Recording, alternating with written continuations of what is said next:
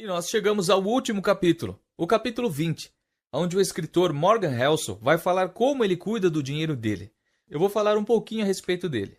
Ele é sócio do The Collaborative Fund e ex-colunista da The Monthly Full Stock Advisor e do The Wall Street Journal. Ele é vencedor de 2 Best Business Awards. Mora em Seattle com a esposa e 2 filhos. E agora nós vamos descobrir como ele cuida do dinheiro dele. Vamos então para o último capítulo, o número 20. Chegamos ao final do audiolivro A Psicologia Financeira, por Morgan Housel. Este é o capítulo número 20, Confissões, a Psicologia das Minhas Finanças Pessoais. Andy Gottman, um investidor bilionário que fundou a consultoria First Manhattan, costuma fazer uma pergunta ao entrevistar candidatos para sua equipe. Quais ações você possui? E por quê? Ele não pergunta quais ações você acha que estão baratas, nem que país está prestes a entrar em recessão. Apenas me mostre o que faz com o seu dinheiro. Adoro essa pergunta porque ela chama a atenção para a enorme lacuna que às vezes existe entre o que faz sentido, que é o que as pessoas sugerem que você faça, e o que parece certo para as pessoas, que é o que elas realmente fazem. Metade de todos os administradores de carteiras de fundos mútuos dos Estados Unidos não investe um centavo do próprio dinheiro nos fundos que administram, de acordo com a Morningstar. Isso parece contraditório e, sem dúvida, essa estatística revela algum grau de hipocrisia. Mas esse tipo de coisa é mais comum do que você imagina. Ken Murray, professor de medicina da Universidade do Sul da Califórnia, publicou em 2011 um ensaio intitulado How Doctors Die. Como os médicos morrem, em tradução livre, que mostra até que ponto os médicos escolhiam para si tratamentos diferentes do que recomendavam para seus pacientes no estágio final da vida. Os médicos não morrem como o restante de nós, escreveu ele. O que os diferencia não é o volume maior de tratamento que recebem em comparação com a maioria dos americanos, mas o volume menor, comparado ao tempo que passam defendendo outras pessoas da morte. Eles tendem a ser bastante serenos quando se veem diante dela. Eles sabem o que vai acontecer, conhecem as alternativas e, em geral, têm acesso a qualquer tipo de tratamento, mas escolhem um caminho simples. O médico é capaz de ir até as últimas consequências para tratar um paciente com câncer, mas escolhe cuidados paliativos para si mesmo. A diferença entre o que a pessoa sugere que você faça e o que a pessoa faz por si mesma nem sempre é uma coisa ruim. Ela apenas ressalta que, ao lidar com questões complexas e emotivas que afetam você e sua família, não existe uma única resposta certa. Não existe verdade universal. Existe apenas o que funciona para você e sua família, aplicando as alternativas de que dispõe de uma forma que o faça se sentir confortável, sem remorsos. Existem princípios básicos que devem ser respeitados. Isso vale para as finanças e para a medicina. Mas decisões financeiras importantes não são tomadas com planilhas nem com livros. São tomadas na mesa de jantar e, normalmente, não são feitas com a intenção de maximizar os retornos, mas de minimizar a chance de decepcionar um cônjuge ou um filho. Algo que é difícil de sintetizar em gráficos ou fórmulas e que varia muito de pessoa para pessoa. O que funciona para uma pode não funcionar para outra. Você precisa descobrir o que funciona para você. Eis aqui o que funciona para mim. O que a minha família acha dos meus investimentos? Charlie Munger disse uma vez: não queria ficar rico, queria apenas ser independente. Podemos deixar a riqueza de lado, mas a independência sempre foi o meu objetivo financeiro pessoal. Correr atrás dos maiores retornos ou alavancar meus ativos para viver uma vida mais luxuosa não me despertava interesse. As duas coisas parecem jogos que as pessoas fazem para impressionar seus amigos, e ambas têm riscos ocultos. Na maioria das vezes, só quero acordar todos os dias, sabendo que eu e a minha família podemos fazer o que quisermos em nossos próprios termos. Cada decisão financeira que tomamos gira em torno desse objetivo. Meus pais viveram a vida adulta em 2 estágios: pobreza absurda e riqueza moderada. Meu pai se tornou médico aos 40 anos e já tinha 3 filhos. O salário de médico não afetou a mentalidade frugal que ele foi obrigado a manter para sustentar 3 crianças famintas enquanto estudava medicina. De modo que meus pais passaram os anos bons vivendo um padrão de vida abaixo dos rendimentos deles e com uma alta taxa de poupança. Isso lhes deu um certo grau de independência. Meu pai era médico de emergência uma das profissões de maior grau de estresse que posso imaginar e que exige uma dolorosa alternância dos ciclos circadianos, em meio a turnos noturnos e diurnos. Depois de 2 décadas, ele decidiu que bastava. Então parou. Simplesmente pediu demissão. Passou para a fase seguinte de sua vida. Aquilo me impressionou. Ser capaz de acordar uma bela manhã e mudar o que você está fazendo, em seus próprios termos, quando achar que deve, parece ser a mãe de todos os objetivos financeiros.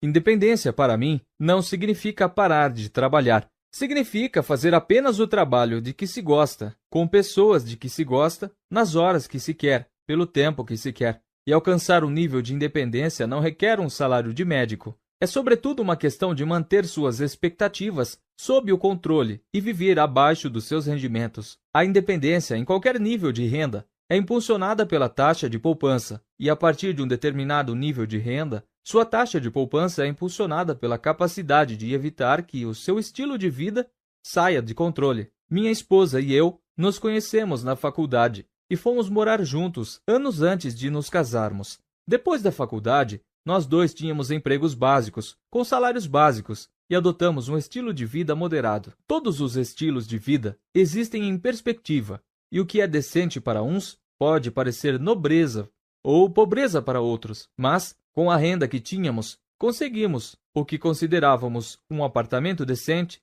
um carro decente, roupas decentes, comida decente, conforto, porém, bem distante do luxo. Eu nas finanças, minha esposa na área de saúde. Mantivemos mais ou menos esse estilo de vida desde então. Isso aumentou continuamente a nossa taxa de poupança. Praticamente, todos os dólares de aumento foram transformados em poupança. Nosso, entre aspas, fundo de independência. Hoje vivemos muito abaixo de nossos rendimentos, o que pouco diz sobre a nossa renda e muito mais sobre nossa decisão de manter um estilo de vida que estabelecemos aos 20 anos. Se existe uma parte do nosso plano financeiro doméstico de que temos orgulho, é o fato de termos conseguido parar de aumentar nossas expectativas em relação ao padrão de vida bem cedo. Nossa taxa de poupança é bastante alta, mas quase nunca achamos que somos excessivamente frugais, só porque nossa ambição por mais não se alterou muito. Não é que não temos desejos. Gostamos das coisas boas e vivemos com conforto. Simplesmente paramos de aumentar esse padrão o tempo todo. Isso não funcionaria para todo mundo. E só funciona para a gente porque ambos concordamos com isso na mesma medida. Nenhum de nós está fazendo uma concessão pelo outro. A maioria das coisas que nos dá prazer, caminhadas, livros, podcasts, custa pouco, então raramente nos sentimos abrindo mão de alguma coisa. Nas poucas ocasiões em que questiono a nossa taxa de poupança, penso na independência que meus pais conquistaram graças a anos de grandes economias, e a dúvida logo se desfaz. Nosso principal objetivo é a independência. Um benefício secundário de manter um padrão de vida abaixo do que você pode pagar é evitar a rotina psicológica de competir com o vizinho. Viver confortavelmente, abaixo dos seus rendimentos, sem muito desejo por mais, remove uma enorme quantidade de pressão social a que muitas pessoas do primeiro mundo de hoje se sujeitam. Nassim Nicholas Taleb explicou: o verdadeiro sucesso é abandonar a disputa desenfreada e passar a modular nossas atividades, visando obter paz de espírito. Gosto dessa definição. Estamos tão comprometidos com o plano da independência que fizemos coisas que fazem pouco sentido na teoria. Somos proprietários de uma casa que não está hipotecada, o que é a pior decisão financeira que já tomamos, mas a melhor decisão relacionada a dinheiro que já tomamos. As taxas de juros das hipotecas eram absurdamente baixas quando compramos a nossa casa. Qualquer consultor racional recomendaria aproveitar o dinheiro barato e investir a economia extra em ativos de maior retorno, como ações. Mas nosso objetivo não é ser friamente racionais, apenas psicologicamente razoáveis. O sentimento de independência que tenho por ser dono da minha própria casa excede em muito o ganho financeiro que eu teria ao alavancar nossos ativos com uma hipoteca barata. Parar de pagar prestações todo mês é o melhor do que maximizar o valor de longo prazo dos nossos ativos. Isso faz com que eu me sinta independente. Não tento defender esta alternativa diante de quem aponta as falhas que ela tem, nem diante daqueles que jamais fariam o mesmo. Na teoria, é indefensável, mas funciona para a gente. Nós gostamos, e isso é o que importa. Boas decisões nem sempre são racionais. Em algum momento você precisa escolher entre ser feliz ou ter razão. Também mantemos uma porcentagem maior de nossos ativos em dinheiro do que a maioria dos consultores financeiros recomendaria, algo em torno de 20% de nossos ativos, além do valor de nossa casa. Isso também é quase indefensável na teoria, e não recomendo a ninguém. É só o que funciona para nós. Fazemos isso porque o dinheiro é o oxigênio da independência. E o mais importante, porque não queremos ser forçados nunca a vender as ações que temos. Queremos que a probabilidade de nos depararmos com uma despesa enorme e precisar liquidar ações para cobri-la seja o mais próximo possível de zero. Talvez nossa tolerância ao risco seja simplesmente menor do que a da maioria das pessoas, mas tudo o que aprendi sobre finanças pessoais me diz que todo mundo, sem exceção, vai acabar encarando uma despesa inesperada enorme e não vai ter se planejado para ela especificamente, porque não era previsível. As poucas pessoas que sabem dos detalhes de nossa vida financeira perguntam: para que vocês estão economizando? Para comprar uma casa? Um barco? Um carro novo? Não, nada disso. Estou economizando para um mundo onde os imprevistos são mais comuns do que imaginamos. Não ser forçado a me desfazer das minhas ações para cobrir uma despesa também significa que estamos aumentando as chances de permitir que essas ações sejam afetadas pela composição por um período mais longo. Charlie Munger resumiu isso bem. A primeira regra da composição é jamais interrompê-la desnecessariamente. Como a minha família pensa sobre investimentos? Comecei minha carreira como stock picker. Na época, tínhamos apenas ações individuais, principalmente de grandes empresas como a Berkshire Hathaway e Procter & Gamble, misturadas a ações menores que eu considerava investimentos valiosos. Ao longo de toda a casa dos 20 anos, tive algo em torno de 25 ações individuais. Não sei como me saí na primeira fase de minha carreira. Superei o mercado? Não sei. A exemplo da maioria dos que tentam, não mantive um bom registro. De qualquer forma, mudei minha visão, e agora todas as ações que possuo são de fundos de índice de baixo custo.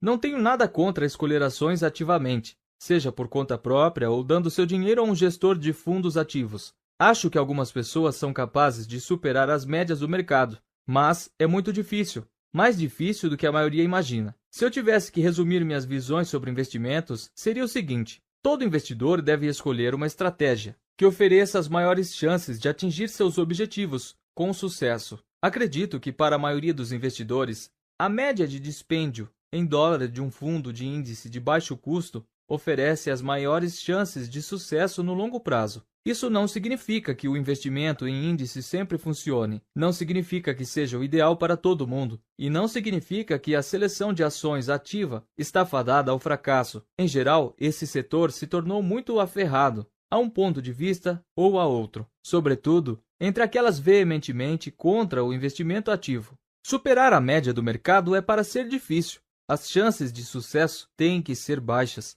Senão, todos fariam isso. E se todos fizessem, não haveria nada fora da curva. Portanto, ninguém deve se surpreender com o fato de que a maioria dos que tentam superar o mercado não conseguem. As estatísticas mostram que 85% dos gerentes ativos de grande capitalização não superaram o S&P 500 no decênio 2010 a 2019. Conheço pessoas que acham que é loucura tentar superar o mercado, mas que encorajam seus filhos a sonharem grande e tentarem se tornar atletas profissionais. Cada um do seu jeito. Viver é jogar com as probabilidades. A cada um tem uma visão, e cada um tem uma visão diferente sobre probabilidades. Ao longo dos anos, cheguei à conclusão de que teríamos grandes chances de atingir todas as metas financeiras de nossa família se investíssemos de forma consistente em um fundo de índice de baixo custo por décadas a fio, deixando o dinheiro em paz para que a composição atuasse. Muito dessa visão vem do nosso estilo de vida frugal. Se você tem como atingir todas as suas metas sem precisar correr o risco extra de tentar superar o mercado, então por que tentar superá-lo? Posso me dar ao luxo de não ser o maior investidor do mundo, mas não posso me dar ao luxo de ser o pior. Quando vejo as coisas dessa forma, a opção por comprar o índice e mantê-lo se torna óbvia para nós. Sei que nem todos vão concordar com essa lógica, principalmente meus amigos cujo trabalho é tentar superar o mercado. Respeito o que eles fazem, mas o que funciona para a gente é isso. Investimos dinheiro de cada contra-cheque nesses fundos de índice uma combinação de ações americanas e estrangeiras. Não existe uma meta definida. É simplesmente o que sobra depois de pagarmos as despesas, ampliando ao máximo nosso investimento nesse fundo visando a nossa aposentadoria. E contribuímos para os planos de poupança para a faculdade dos nossos filhos. E é isso. Na prática, todo o nosso patrimônio líquido se resume a uma casa, uma conta corrente e alguns investimentos no fundo de índice Vanguard. Para nós, não precisa ser mais complexo do que isso. Gosto de manter a simplicidade. Uma das minhas crenças mais fortes sobre investimentos é de que existe pouca correlação entre esforço e resultado. Isso se dá porque o mundo é movido por caudas. Algumas poucas variáveis respondem pela maior parte dos retornos. Não importa o quanto você se esforce, seu desempenho não será bom se você deixar passar 2 ou 3 oportunidades que fazem a balança pender a seu favor. O oposto disso também é válido. Estratégias de investimentos simples podem funcionar muito bem, desde que captem as poucas coisas que são importantes para o sucesso dela. Minha estratégia de investimento não depende de escolher o setor certo, nem acertar quando será a próxima recessão. Depende de alta taxa de poupança, paciência e otimismo de que a economia global vai se expandir nas próximas décadas.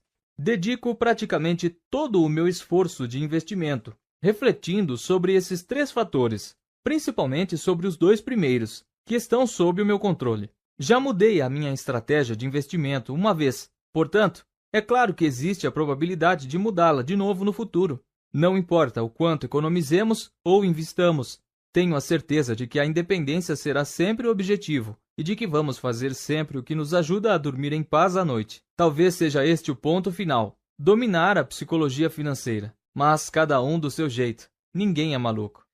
Chegamos ao final do capítulo 20. O último capítulo de A Psicologia Financeira. Eu queria agradecer a você por estar aqui desde o primeiro capítulo e ter chegado ao último capítulo. Você faz parte de uma minoria das pessoas, porque se você observar o primeiro vídeo postado, ele tem muito mais visualizações do que o último, porque as pessoas começam, mas são poucos os que terminam, e você faz parte das pessoas que terminam o que começa.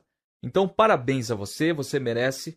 E eu espero profundamente que você tenha agregado valor em sua vida por esse conhecimento passado por Morgan Housel, escrito por ele e narrado por mim. Espero que a narração tenha sido agradável e que tenha agregado valor em sua vida os momentos que você passou ouvindo este audiobook.